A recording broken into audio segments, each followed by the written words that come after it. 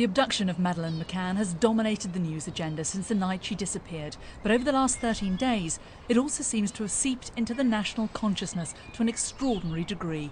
For parents in particular, this story has hit home. Well, I think you put yourself in the same situation of the parents of Madeleine, and you imagine, what if it happened to you, and how would you feel? And obviously, our lives would be devastated.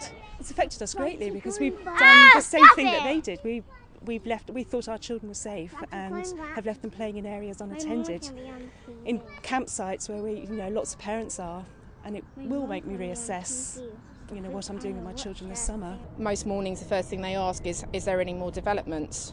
Has she been found? Basically, obviously they're desperate that she's found safe and well, as is everybody else really. But what is it about the disappearance of this particular child that's making people want to express their emotions so publicly?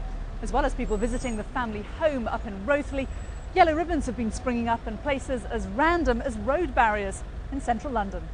Everybody has now got to know this family. They've got to know the features of the area in which the abduction occurred. They've got to know a lot of peripheral figures, the police spokesman, the various suspects. It's an ongoing drama. The family have run a vigorous campaign to try to keep Madeleine's story in the public eye.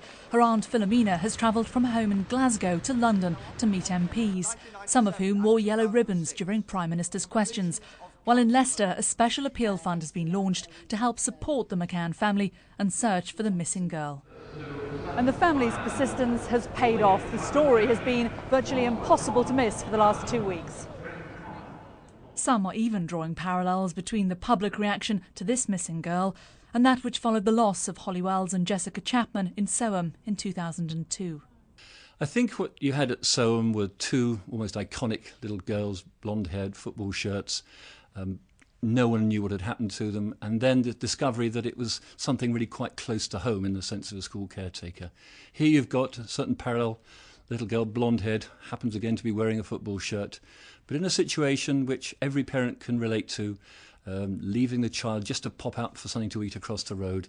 What makes this story different from the search for Holly and Jessica is that for the first time, because of the internet, people living from London to Lisbon are trying to help the police and family by getting actively involved. So far, 92,000 people have downloaded the poster of Madeleine since it went on the Sky News website last Wednesday, and ours isn't the only site that's experiencing immense traffic. City worker Ryan Labser has created a site that is simply full of pictures of Madeleine to try to raise awareness. I've had people who pretty much have come and said, look, we'd like to offer our full support if I host this business, this website. If you'd like me to help in any way, please let us know. I've had people just offering general support, please pass it on to the family. And while so much energy is channeled towards finding this little girl, there's also a reminder that she's not the only one.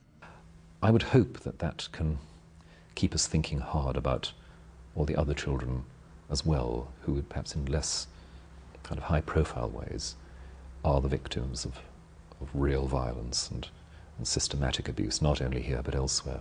While the hunt goes on across Europe, there's one global impact this story has had.